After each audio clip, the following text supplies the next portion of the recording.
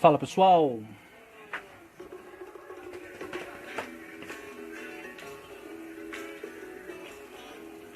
E aí, dona Adelina, bem-vinda!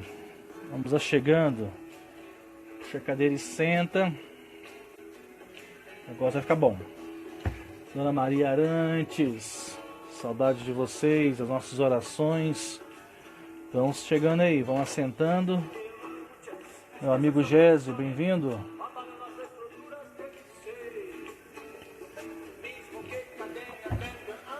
Vão chegando, vão assentando.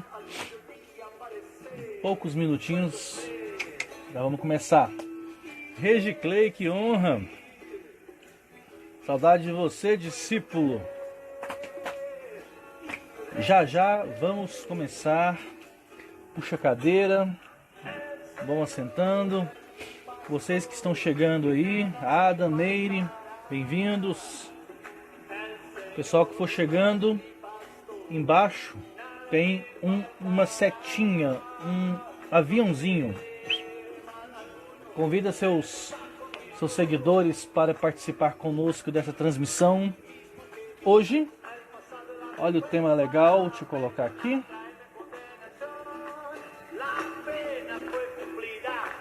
A crise. Parte 2. Isso aí, Jéssica. Nessas transmissões aqui, vamos colocar aqui algumas coisas boas, dentre elas, e receber Oficina G3 acústico.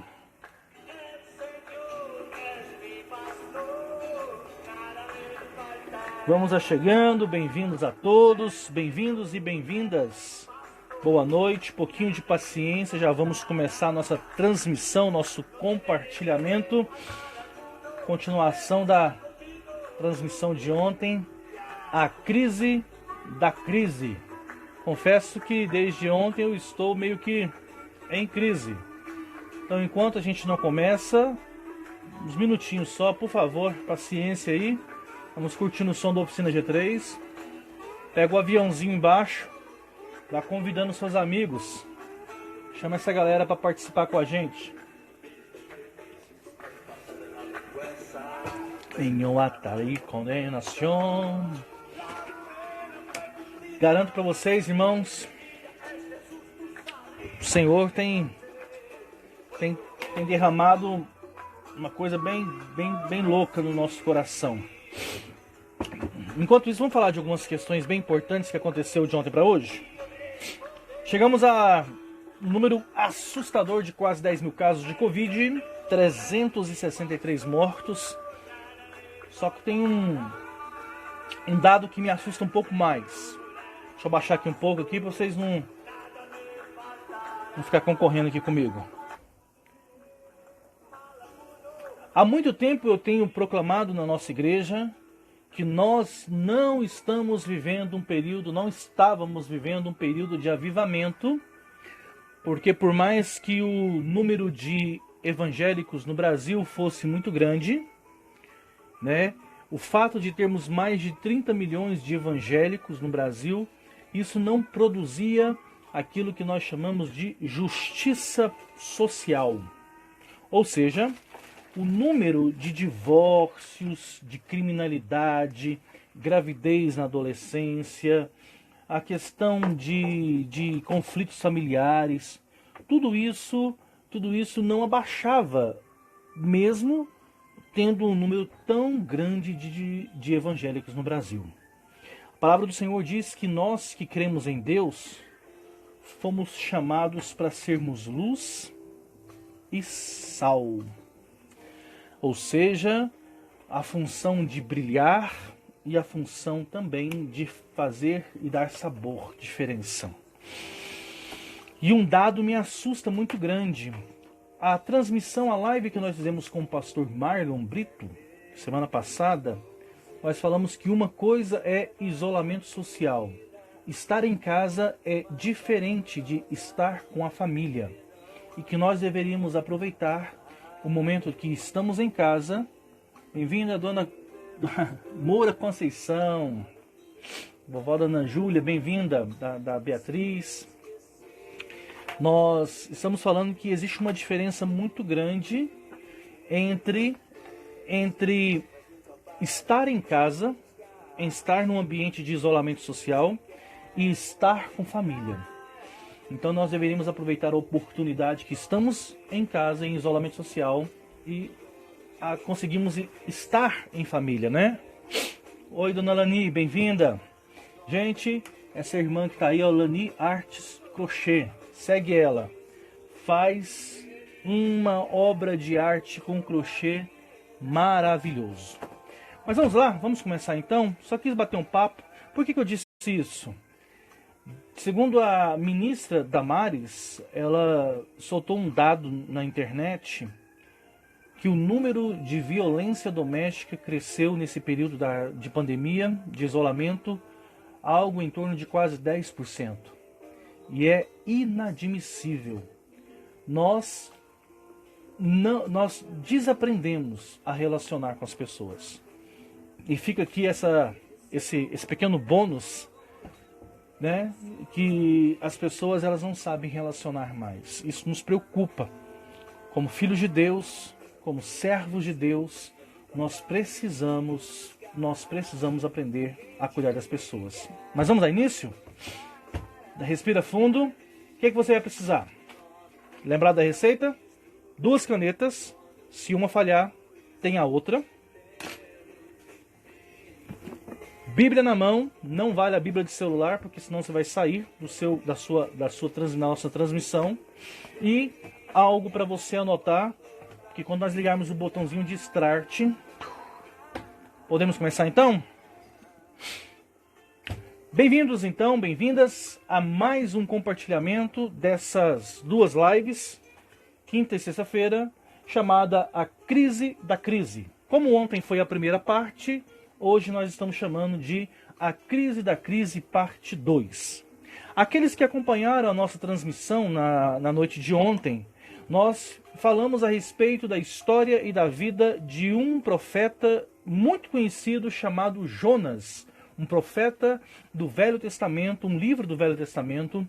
Jonas, para aqueles que não nos assistiram e não leem a Bíblia, não conhecem a história bíblica, é aquele profeta que foi engolido por um peixe, né? Famoso a história de Jonas, não apenas no contexto cristão, bíblico, mas também uma história muito conhecida no ambiente mundial, secular. Uma história muito famosa. E nós falamos aqui, a proposta da mensagem foi que a crise da crise é que dentro de toda crise existe uma crise da qual muitos de nós não compreendem. Nós falamos ontem, por exemplo, que por trás de toda crise financeira existe um problema muito maior do que a dívida. Não adianta nada se você passa por crise financeira, eu pagar as suas contas. Vamos supor que você chega para mim e fala, pastor, eu devo 20 mil reais. Aí eu viro para você e pego ali e falo, olha, então tá aqui, 20 mil reais, paga as suas dívidas. E eu pergunto, você acha que o problema dessa pessoa que devia 20 mil reais, um exemplo, e eu fui lá e paguei esses 20 mil reais, está resolvido? Claro que não. Porque se nós não tratarmos a causa do problema, não adianta darmos o remédio sintomático, ou seja, os sintomas do problema. Então, na noite de ontem nós dissemos, por trás de toda crise, existe uma crise que é a razão da crise. Boa noite, Camila, bem-vinda, nossa digital influencer de maquiagem. Irmão Valdeir, seja bem-vindo em nome de Jesus. Vão ficando aí, vamos lá. Estamos só fazendo um paralelo ao que aconteceu ontem. Então, por trás de toda crise, existe uma crise que, na verdade, é a razão da crise. A crise que eu chamo que é a crise verdadeira. Então, as pessoas achavam que o problema o grande problema do livro de Jonas estava na desobediência de Jonas em não cumprir o chamado de Deus, ou na questão da própria do pecado de Nínive, do povo de Nínive. Travei aqui, né? Mas na verdade o grande problema de Jonas estava no coração dele. A última frase, o livro termina assim. Deus dá aqui em Goiás a gente chama de toco. Deus dá um toco no Jonas que ele fala assim: eu não estou te entendendo. Você tem alguma razão para estar chateado? Aí ele fala, né, a resposta de Jonas lá no final do capítulo 4. Claro que eu tenho. Esse povo é um povo... Obrigado, amor. Pai, graças a Deus eu tenho essa mulher. Pecaminosidade. Oh, aleluia. Saiu. Por causa da pecaminosidade de Nínive. Beijão. Pensa bem. Jonas, Deus fala assim: Jonas, você tem a capacidade de ter misericórdia de uma planta e não ter misericórdia de 120 mil almas. Ou seja, o coração de Jonas não estava em sintonia com o coração de Deus. Jonas, ele era capaz de ouvir a voz do Senhor, mas Jonas, ele não foi capaz de sentir como o coração de Deus sentia. Ele não foi capaz de ver como os olhos de Deus enxergavam. E lançamos o desafio para hoje. E que desafio foi esse?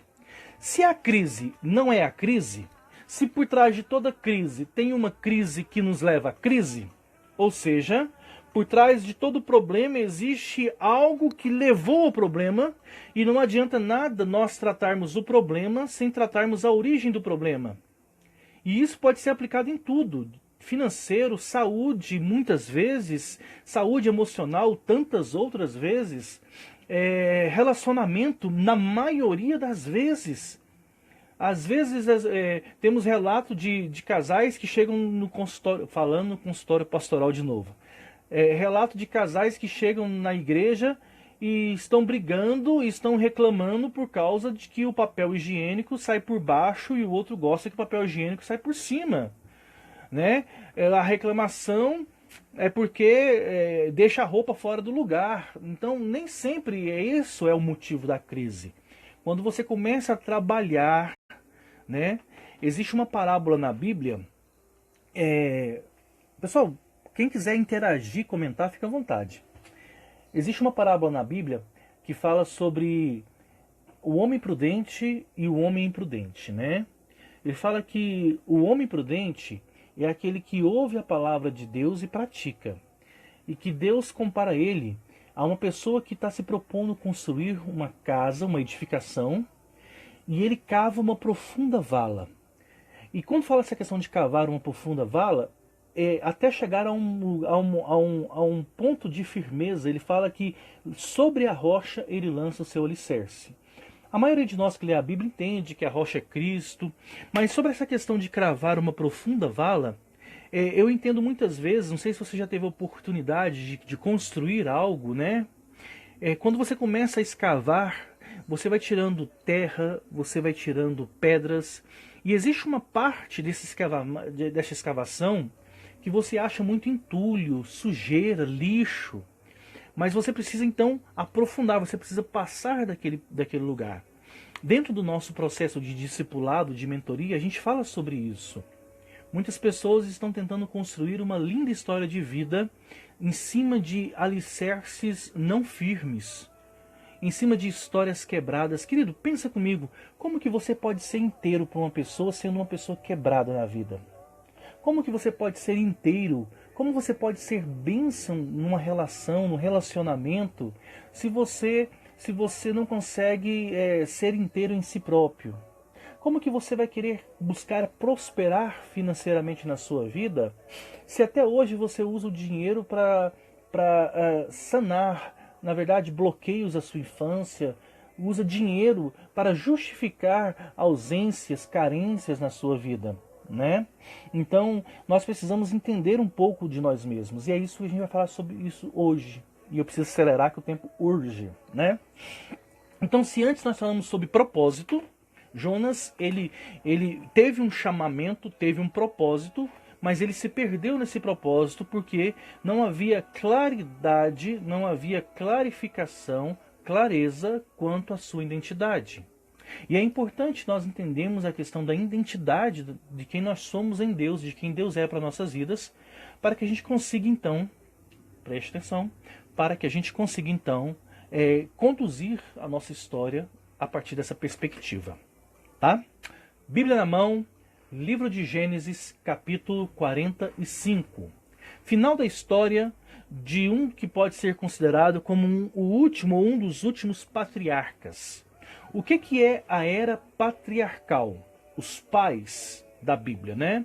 Foi a eleição de Deus através da vida de um homem. Deus elege então uma família. É o Deus que se revela à família. E a partir dessa família, Deus vai então trazer da sucessão, da herança dessa família, Deus vai levantar um povo. Diz ali que Deus chama Abraão da terra de Ur dos Caldeus. Conhecemos ali a história. Abraão gerou Isaac, Isaac gerou Jacó, Jacó gerou José. Houve um momento na vida de Jacó que José e seus irmãos tinham bastante rixa. Por quê? Preste atenção, foca agora, muito importante isso. Jacó, Israel, ele teve algumas mulheres. Estão lembrados lá do seu sogro Labão, que ele amava Raquel mais do que amava Lia, né? Então ele diz que Jacó teve filhos, se eu não me engano, de 4 mulheres, de Raquel e da sua concubina, e de Lia e da sua concubina. Mas o relato bíblico diz que Jacó trabalhou 7 anos por Raquel, foi enganado e trabalhou mais 7 anos por Raquel. Ao todo, diz o texto bíblico que Jacó trabalhou 14 anos por Raquel. E ali diz, a expressão é linda, gente. Fala assim, olha, Jacó trabalhou 14 anos por Raquel e isso lhes parecia dias. Quando você faz algo por amor, pega a dica, anota aí para a canetinha. Quando você faz algo por amor, não lhe parece penoso. Pegou a visão? Para tudo. Nesse momento, Jacó então, ele passou por causa disso a tratar José, filho da sua mãe a qual Jacó amava, com diferença. E esse relacionamento familiar quebrado gerou muitos sentimentos desajustados, muitos sentimentos. O autor do livro Maravilhosa Graça, chamado Philip Yancey, diz que a perpetuação da não graça na vida e na família de Jacó. José, ele foi um irmão perseguido. José foi um irmão não amado pelos seus irmãos, porque os seus irmãos tinham inveja. Inveja porque o pai de José tratava José de forma diferente. E eu queria que... Pega mais essa. Quem chegou agora, caneta e papel na mão. Por trás de toda inveja tem uma boa dose de admiração. Os irmãos de José invejavam José por causa do trato que ele recebia do pai. Jacó, ele dava uma roupa diferente. Jacó dava uma posição. Os irmãos de José trabalhavam, mas quem administrava com Jacó a casa é José. Lembra que ontem eu falei sobre propósito e hoje estou falando sobre identidade? Então, o que José fazia na casa do seu pai? José administrava a casa do pai. Conhecemos a história, os irmãos se levantam, começam a tratar José com desprezo, planejam matá-lo, um intercede, se não me engano, Rubem, para isso não acontecer, batem de José, jogam José machucado no poço. A crise está instituída. Vamos devagar, processo paulatinamente. Segura esse tranco aí que o negócio vai ser bom. José então foi traído, machucado, humilhado, violentado em todos os sentidos, podemos dizer, na sua moral, no seu físico, pelas pessoas que integravam o seu cunho familiar, os seus próprios irmãos. Ele foi até mesmo repreendido pelo seu pai. Ou seja, que história é essa, José, de sonhar, por acaso você vai governar sobre mim? José é vendido, ele vai parar na casa de Potifar. Na casa de Potifar ele se torna o quê? um administrador. A Bíblia sempre fala, Deus era com José, administrava a casa de Potifar.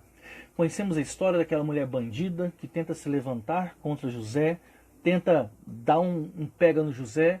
José então teme a Deus, teme a sua responsabilidade, teme a sua aliança com Potifar, deixa as roupas na mão, sai correndo. É preso, mentiram, levantaram falso contra a vida dele, disseram que ele era alguém que havia intentado sexualmente contra a mulher do seu patrão. José preso. Na prisão, Deus era com José. José fazia o quê? Administrava a prisão. Então José administrou a casa dele, José administrou a casa de Potifar, José passou a administrar a prisão. Diz ali o relato bíblico que José tinha as chaves da prisão do carcereiro na mão dele. Ele era alguém de confiança do carcereiro. José administrou os sonhos das pessoas, administrou os sonhos do padeiro e do copeiro.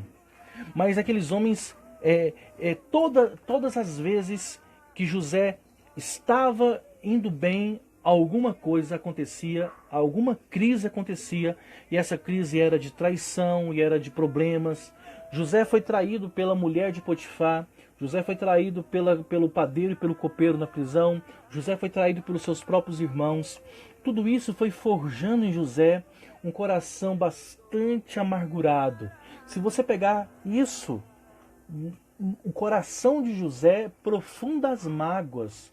O próprio nome dos filhos de José remonta isso, fala porque o Senhor me fez esquecer, né? Ou seja, quando José começa a ser bem-aventurado no Egito, ele põe o próprio nome com isso. Muito bem, Camila, parabéns. Anota aí, tá? Nesse sentido, irmãos, preste atenção, quando eu falo que a crise não é a crise, que por trás de toda crise existe uma crise que nos levou à crise. E agora hoje, diante da crise, vai revelar para nós, em meio à crise do propósito não cumprido, vai buscar então o que Deus realmente tem a trabalhar no coração de cada um de nós, que não é a crise, mas o que Deus está trabalhando nas nossas vidas durante qualquer processo de crise. O que Deus revelou para Jonas foi que ele não tinha um coração quebrantado e um coração capaz de se compadecer das pessoas. E nesse processo agora, como Deus trabalhava com José, Deus então está forjando aquele homem para um período muito difícil da história do mundo.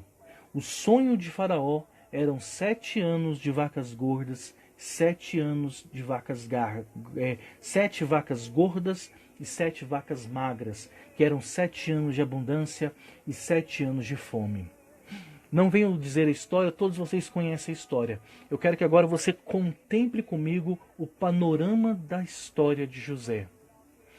E você entender isso, que não foi os irmãos de José que simplesmente o traíram, que não foi simplesmente eles que venderam ele como escravo para os ismaelitas, que não foi os ismaelitas que venderam José como escravo para Potifar, que não foi simplesmente a mentira da mulher de Potifar que o levou para a prisão, que não foi simplesmente o padeiro e o copeiro que ouviram e que se beneficiaram do dom de José e consequentemente não retribuíram José por todo aquele benefício. Nós precisamos crer que acima de qualquer circunstância existe um Deus que é soberano e que está governando toda a nossa história, como fez com José. O Deus de José é o seu Deus, é o meu Deus. O Deus de Jonas é o seu Deus e é o meu Deus. A grande questão que eu falo sobre identidade é que a identidade de José era que Deus o chamou para ser um administrador. O chamado de Deus para José é que ele era o chamado mordomo fiel, aquele que administra aquilo que não é seu, com integridade, com fidelidade. tudo que era colocado na mão de José, José fazia bem feito, porque o chamado de Deus para a vida daquele homem é que ele era um administrador. A identidade dele, aquilo que definia quem ele era. José, ele foi um administrador. José administrou a casa do pai, José administrou a casa de Potifar, José administrou a prisão, José administrou o palácio, José administrou o Egito, José administrou todo mundo. Todo o mundo. Porque a partir do momento que todas as nações vinham governar com José, chegou um momento em que a comida acabou de tal forma que as pessoas então passaram a trabalhar para o Egito. O que você e eu precisamos entender é que todos nós estamos vivendo tempos incomparáveis de crise. Meu irmão, anota o que eu vou dizer para você no seu coração. Nunca houve na história dessa geração momentos em que nós estamos vivendo, e eu não falo do coronavírus, eu falo das consequências que trarão a partir disso. A economia mundial vai mudar, as nações irão mudar e as pessoas dessa geração irão mudar. E eu e você precisamos estar antenado, discernindo o Espírito e por meio do Espírito para nos prepararmos para o mover de Deus que vai acontecer após essa pandemia, o pano de fundo de tudo. Posso dizer em outras fases que o mundo está sendo ferido. Nações que outrora eram potências econômicas vão ruir. Impérios, empresas que eram grandes aglomerados de impérios vão sucumbir. Grandes organizações mundiais religiosas vão acabar. Haverá um reajustamento mundial. Não adianta nós sentarmos e ficarmos ali lamentando como aquela hiena antiga do desenho. Ó vida, ó céu, ó azar. Nós precisamos nos preparar. E a primeira onda de mensagem é essa. É hora de você olhar para si. E se algo dentro de você está contrário à palavra de Deus, se aquebrante, se arrependa, volte-se para o Senhor, busque a presença de Deus na sua vida, busque a presença de Deus para a sua família, busque. Spurgeon diz que sempre é tempo de fazer aquilo que é certo. Quando você olha para a vida de Jonas, você vai entender que a crise que Jonas viveu não era a fuga ou a desobediência da voz do chamado de Deus, nem a pecaminosidade, como diz a pastora Josi, nos ensinou, nem a pecaminosidade da nação de Nínive. Jonas era incapaz de se compadecer do outro, do pecado do outro, da vida do outro, da condição do outro. O livro acaba desse jeito. Deus vira para Jonas e fala assim: você é capaz de se compadecer de uma planta, mas não se compadece de 120 mil almas. Em outras palavras, é como se Deus estivesse dizendo para Jonas: cara, os teus valores estão errados. Em contrapartida, olhando para a história de José, que viveu na sua vida, bem, a gente pode dizer que a vida de José é uma vida de crise. Crise na família, crise na casa de Potifar, crise na cadeia, crise no palácio. Aquele homem, ele era um administrador. Não importa, aquele homem é uma personificação, eu acho que de uma liderança, inspiração de qualquer tipo de liderança hoje. José, ele foi capaz de ser bênção e ser referência independente de qualquer circunstância e independente de qualquer situação. Aquele homem cumpriu o seu chamado, não importa as condições e o local. O chamado do cristão, ele não está preso a um contexto geográfico. Deus diz para Abraão: Abraão, aonde você for, aonde você pisar, aquele lugar vai ser bendito por causa de você. Quando Abraão lança sorte e ele separa de Ló, ele fala: Ló, escolhe. Se você for para a direita, eu vou para a esquerda. Se você for para a esquerda, eu vou para a direita. O chamado de Deus, ele está diretamente ligado à identidade daquele que Deus chama. Quando Deus chama alguém, quando Deus escolhe uma pessoa, Deus ele cria nessa pessoa uma identidade que primeira ela é de filho de Deus e depois a associação dessa identidade ao seu propósito que define quem ele vai ser. José, ele era um administrador de Deus e aonde José punha as mãos, aquilo era abençoado, a casa de Potifar foi abençoada, a prisão se tornou um lugar abençoado, o palácio, o Egito se tornou um lugar abençoado, por causa da integridade, da fidelidade de José quanto ao seu chamado. Mas Deus ainda precisava trabalhar naquele homem. Aquele homem precisava se libertar das dores do seu passado. Capítulo 45 do livro de Gênesis, lembra que eu pedi para você ficar aí pronto? Olha o que diz o texto. Verso 4. Cheguem mais perto, disse José a seus irmãos. Quando eles se aproximaram, disse-lhes: Eu sou José, seu irmão, aquele que vocês venderam para o Egito. Confronto com a verdade. José confronta os seus irmãos. Olha, eu sou aquele que vocês venderam. Forte, né? Agora não se afligem, nem se recriminem, não por terem me vendido para cá, pois foi para salvar vidas que Deus me enviou adiante de vocês. Ou seja, a identidade de José estava bem clarificada na sua vida. Eu sou alguém, José, como se ele tivesse dito, eu sou alguém que foi escolhido por Deus para um propósito acima das circunstâncias da minha vida, acima das decepções com família, acima das decepções com Potifar, acima das decepções com o padeiro e com o copeiro na prisão, acima das próprias decepções, acima das próprias decepções com Faraó. José entendeu que acima de qualquer circunstância que ele poderia ter vivido e viveu, havia uma soberana vocação, um soberano chamamento, uma soberana escolha da parte de Deus.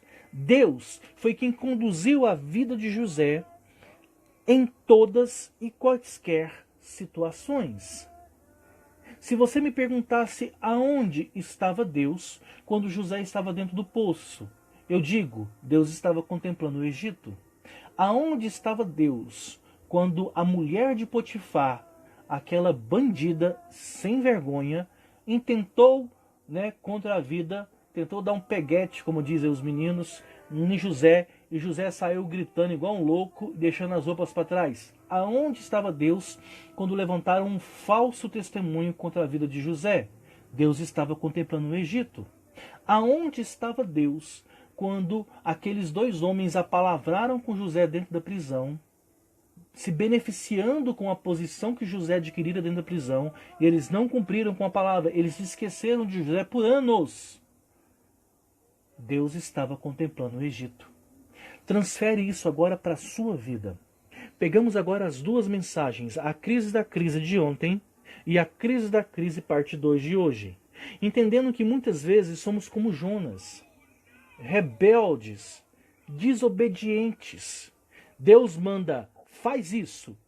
E existe o maldito mais, mas a gente não faz. Deus fala, faça aquilo, e a gente não faz. Porque a gente anda debaixo da orientação de Deus, mas segundo os nossos próprios conceitos e segundo o nosso próprio entendimento. Jonas disse, eu sabia, eu tinha dito para o Senhor, eu sabia que o Senhor era bom de coração, o Senhor ia perdoar esse pessoal. Imagina Deus virando para Jonas, Jonas, o que você tem a ver com isso? Se eu mato ou se eu perdoo, o que te interessa? Jonas estava entrando numa área que não lhe cabia. Jonas estava entrando num processo que não cabia a ele. Mas depois das circunstâncias, a crise que se instaurou, crise de identidade, crise de propósito, crise, e isso levou a uma situação de fundo de poço ou fundo de mar, até o ponto em que ele então faz aquela oração bonita, Senhor, aquilo que votei, isso eu vou pagar. Mas ainda assim o coração de Jonas não havia sido todo trabalhado. José, mesmo tendo sido chamado por Deus, mesmo tendo sido um homem fiel no seu propósito, José precisou trabalhar o seu coração. José precisou... eu me sinto muito triste. É por saber que o tanto de pessoas que passaram por essa transmissão e já saíram, e estão aprisionadas pelo diabo. Não a irmã que disse que o celular acabou aqui a bateria, não se interessaram pelo que eles poderiam ouvir agora. Mas quem dera a Deus eles entrem depois e assistam.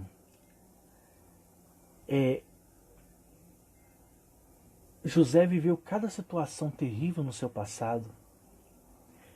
Eu imagino o coração dele, os irmãos, Potifar, a mulher de Potifar, os amigos, os companheiros de cela. As pessoas mentiram, as pessoas traíram, as pessoas machucaram, ofenderam, as pessoas foram tão cruéis com José, foram tão cruéis com aquele homem. Mesmo assim, Deus não poupou José de ser confrontado com o seu passado. E Deus não vai poupar você disso. É tempo de crise, mas nem sempre a crise é a crise. Por trás de toda crise, existe uma crise. Muitos de vocês, inclusive eu, vivemos situações terríveis na vida. Lembra das 4 áreas? Temos problemas de relacionamento. Nossos casamentos estão afundados. Gente, aumentou 10% a violência doméstica. E Deus está castigando o mundo e o povo não converte, o povo não se arrepende. Corações obstinados. As pessoas não estão entendendo.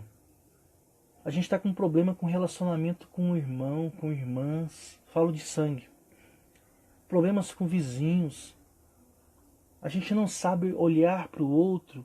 Nós temos o mesmo olhar de Jonas. O mesmo maldito olhar de Jonas. O olhar de juízo. Uma coisa é você repreender o pecado dentro de um contexto de igreja. Outra coisa é o juízo condenatório com o descrente. Imaginando que você é mais digno por servir a Deus do que ele que está no mundo. Isso, nó! O apóstolo Paulo ele dá uma cacetada em Romanos 2. Ele diz assim, né? Naquilo que você condena, pratica a mesma coisa. Você acha que Deus vai te poupar? Paulo diz lá em Romanos. Claro que não. A gente está passando problemas na saúde. Talvez a sua saúde seja perfeita, mas talvez a sua saúde emocional esteja destruída. Quantos relacionamentos que você se sujeita ou se sujeitou na vida e isso te machucou? Ou quantas pessoas você machucou por não ter uma imagem clara, formada de Deus dentro da sua vida? Quantos de nós não tem as emoções destruídas? Quantos de nós não sabe lidar com a diferença do outro? A gente não sabe lidar com o contraditório. Se a gente ouvir não hoje, a gente se revolta, ira, sabe? As nossas finanças. Queridos, o dinheiro, ele tem que ser o nosso escravo. E não o nosso Senhor. Mas quantos de nós estamos escravizados por ter dinheiro ou por não tê-lo? E tudo isso destrói a nossa paz, destrói a nossa alegria. E a gente vem para a igreja e acha que a crise é uma coisa quando ela, na verdade, é outra. Mas por trás de toda crise existe o agir de Deus. E Deus age na crise. Oh, como Deus age. A crise revela intenções. A crise revela caráter. A crise revela quem são homem e mulher de Deus de verdade. A crise, ela vai peneirar, ela peneira a gente. Na crise, Deus, ele evidencia os nossos machucados internos. Quando José olhou para os seus irmãos, leia o texto lá, leia a história de José, 37 de Gênesis a 45 para frente ali, né? José chora tão alto que o Egito escuta. O choro de José é tão alto. José, mesmo tendo sido fiel, mesmo Deus sendo com José, tanto no poço, na sua casa, quanto na casa de Potifar, quanto na cadeia, quanto no palácio, Deus não poupa José de ser confrontado com o seu passado. E uma vez que José olha para os seus irmãos e é confrontado com as suas dores, José tem que confrontar. Gente, pega essa dica. Eita, tô até arrupiando, dá para ver não, né? José, ele é confrontado com seu passado, até o ponto que os seus olhos sejam capazes de entender o propósito soberano de Deus. Ele fala para os seus irmãos, verso 7, capítulo 45 de Gênesis: Deus me enviou à frente de vocês para que preservar o remanescente na terra. Verso 8: Assim não foram vocês que me mandaram para cá, mas sim o próprio Deus. Quantas situações que nós não vivemos e ao olhar para trás a gente contempla a mão de Deus. A palavra de ontem, que se completa hoje, quando eu digo que a crise não é a crise, que por trás de toda crise tem uma crise de verdade, que é aquela que nos levou à crise. E hoje nós estamos entendendo que, não obstante as crises, nós precisamos entender que cada crise é uma oportunidade dada por Deus para fazermos o que é certo e para alinharmos a nossa vida na direção de Deus. A maioria dos problemas ou das crises que a gente passa não tem a ver com Deus castigando, mas foi a incapacidade de ouvir a voz de Deus. Foi a incapacidade de obedecer ao que Deus estava mandando. Quando Deus disse para Abraão, Abraão, sai da tua terra, do meio da tua parentela, Abraão saiu da terra, mas levou um primo, e esse primo deu trabalho. O ter um primo deu trabalho. A gente precisa entender que obediência parcial é igual a total desobediência. Ser parcialmente obediente é ser totalmente desobediente. Então, quando Deus está trabalhando nas nossas vidas, Ele usa de muitos meios, inclusive crises que a gente passa. Nós precisamos entender que as crises... Eu tomei um versículo para a minha vida e eu enxergo a minha vida a partir desse versículo. E quando eu utilizo esse versículo para enxergar a minha vida, então muitas vezes eu consigo, não são todas as vezes, eu consigo me reerguer diante de uma situação emocional, espiritual e fisicamente com muito mais rapidez. Eu peguei aquele versículo que diz que todas as coisas cooperam para o bem daqueles que amam a Deus. E eu coloquei esse versículo imaginariamente na minha frente. Então, quando eu passo uma situação na minha vida, eu entendo, presta atenção, eu entendo que de alguma forma Deus pode usar aquela circunstância para transformar e para abençoar a minha vida. Abençoar é, mesmo que seja por meio de prejuízo, abençoar mesmo que seja por meio de uma momentânea perca. Olha quem está aqui! Minha madrinha Ilse Jane, bem-vinda, bem-vinda, bom vê-la. Puxa a cadeira e senta. Deus abençoe, um grande abraço a Luiz, sua família tem um lugar reservado de muita gratidão no coração. Vamos continuar. Toda crise é uma oportunidade que Deus nos concede de alinharmos a nossa vida ao seu eterno propósito. Toda crise pode ser um instrumento de Deus para nos beneficiar e para fazer com que a gente prospere, seja familiar, seja financeiro, seja espiritual, ou seja na nossa saúde. Entende bem isso? Eu quero encerrar daqui a pouquinho, mas eu quero contar para vocês um breve testemunho.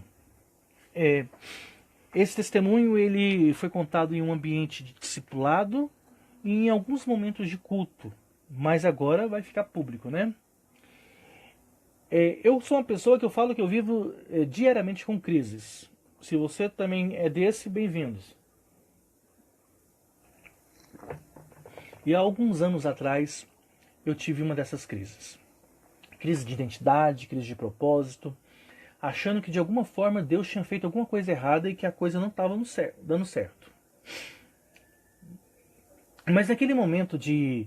E a crise ela traz consigo sentimento de isolamento, de solidão, sentimento de que todo mundo está contra você, sentimento de que nada vai dar certo, sentimento de que de alguma forma você fez alguma coisa errada. E aí você entra numa paranoia.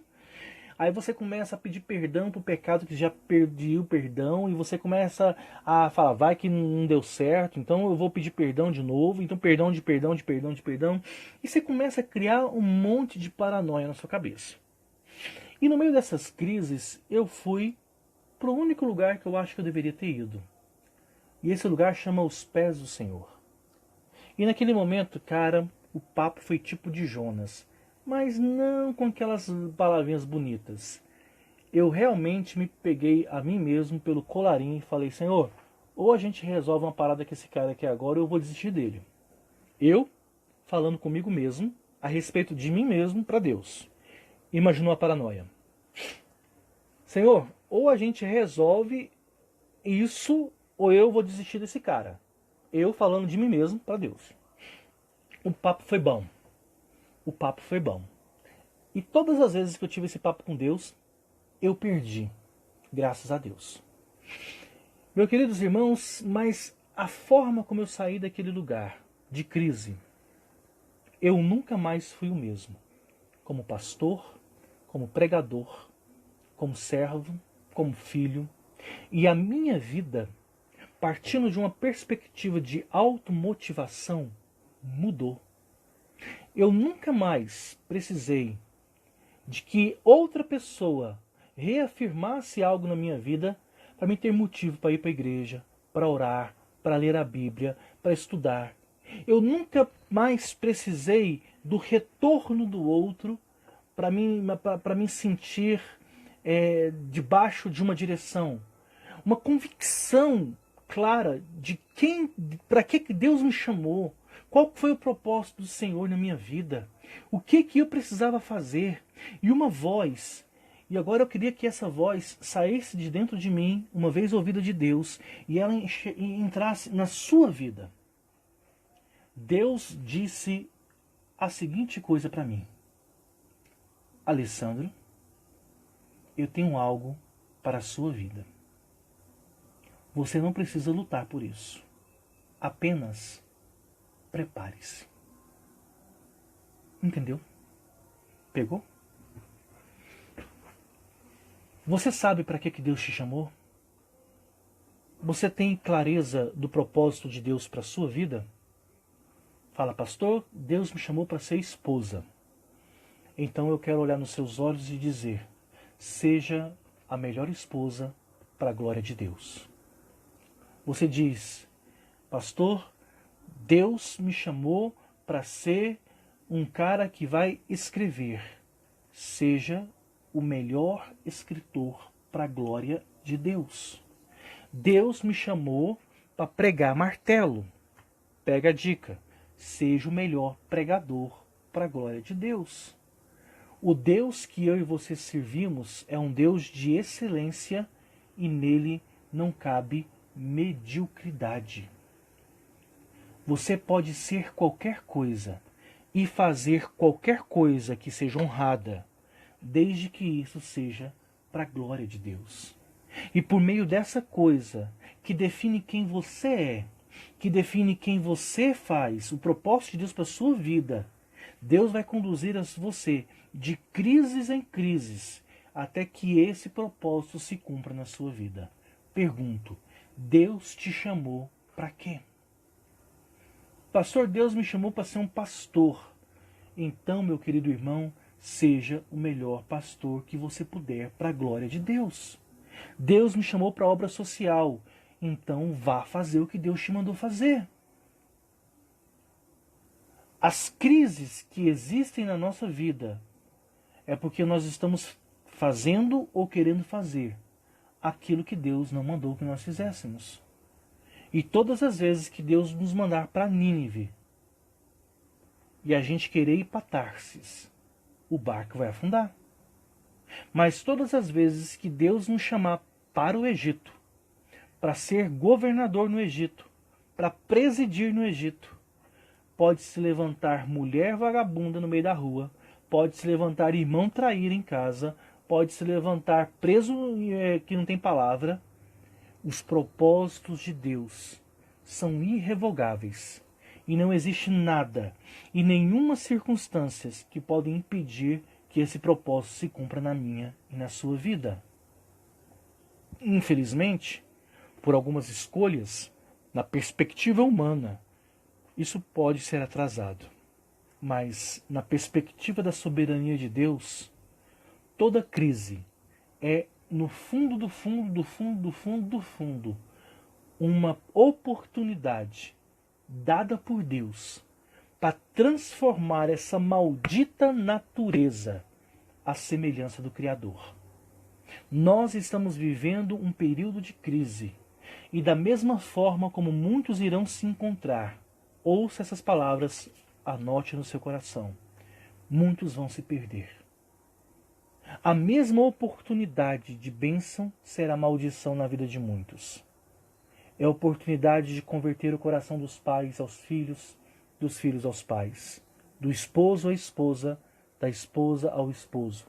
Mas algumas famílias vão se perder nesse momento, porque as pessoas não permitem que as crises da sua vida sejam transformadas pelo Senhor e preferem ficar presas nessas crises. Muitos vão se perder. Muitos não ouviram o chamado para cuidar do seu dinheiro para a glória de Deus e passarão por dificuldades. Mas também é uma oportunidade de sermos igreja, de sermos bênção na vida das pessoas, de ajudar quem precisa. E se você pode ajudar, é hora de você ser bênção ajudando. Mas se você precisar de ajuda, é hora de deixar a bênção de Deus chegar na sua vida em ser ajudado.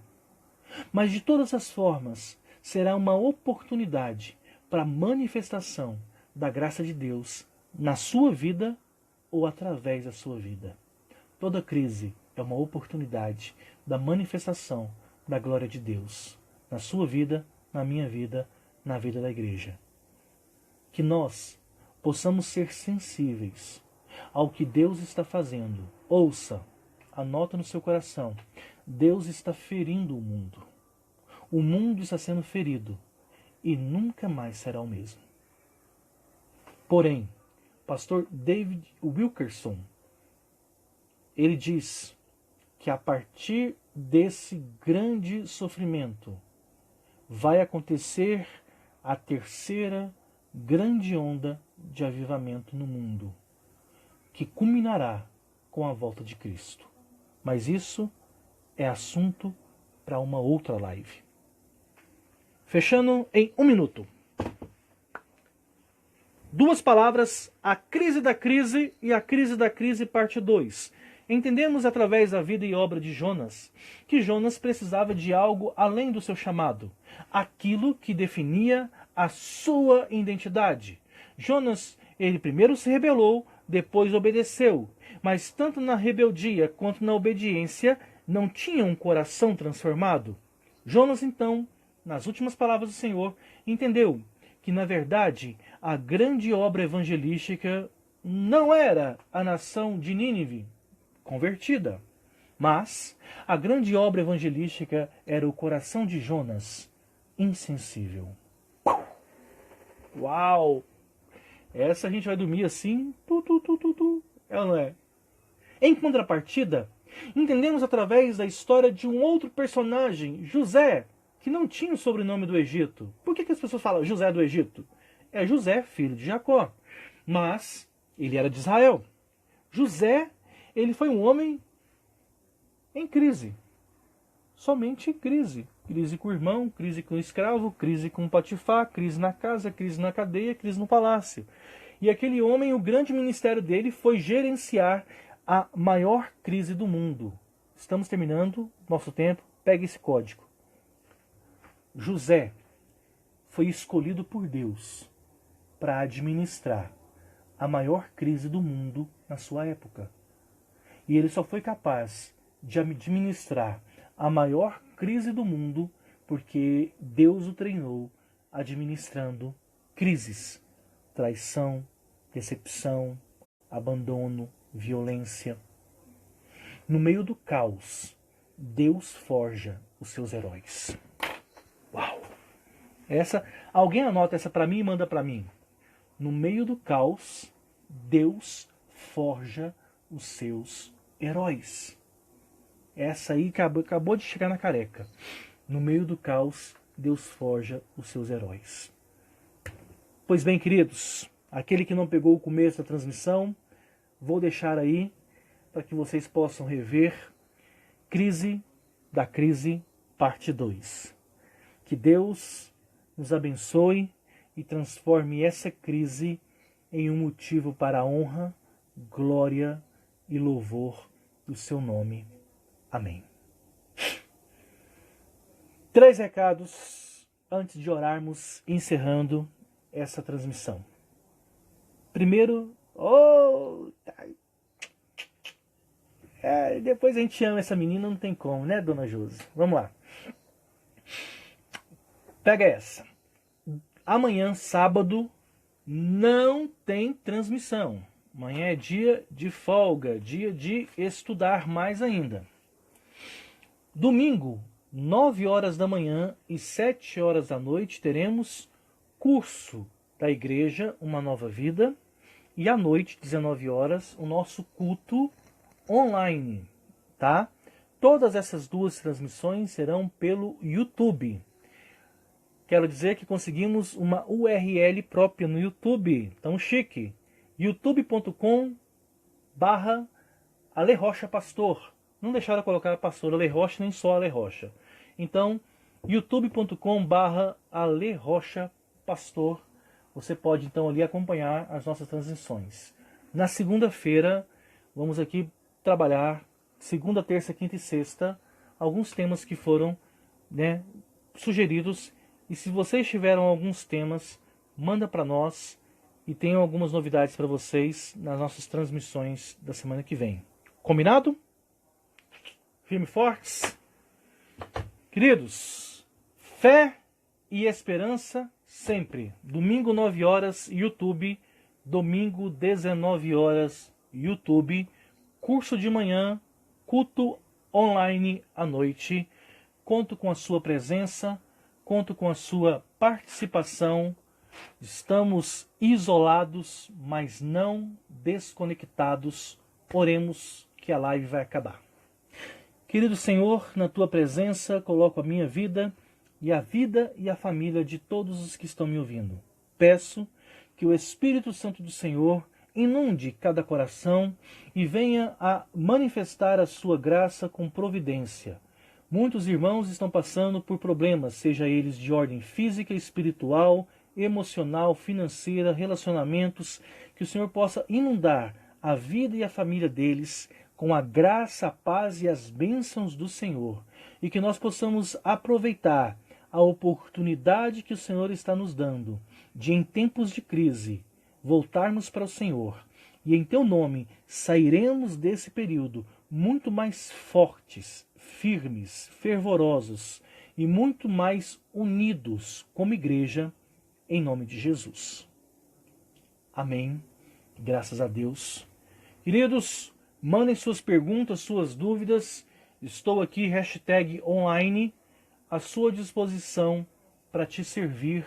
Igreja de Cristo do Jardim Bela Vista, firme nos propósitos do nosso relógio de oração, Você que está nos assistindo, quer orar conosco 24 horas por dia, 7 dias por semana, entre em contato, iremos te orientar.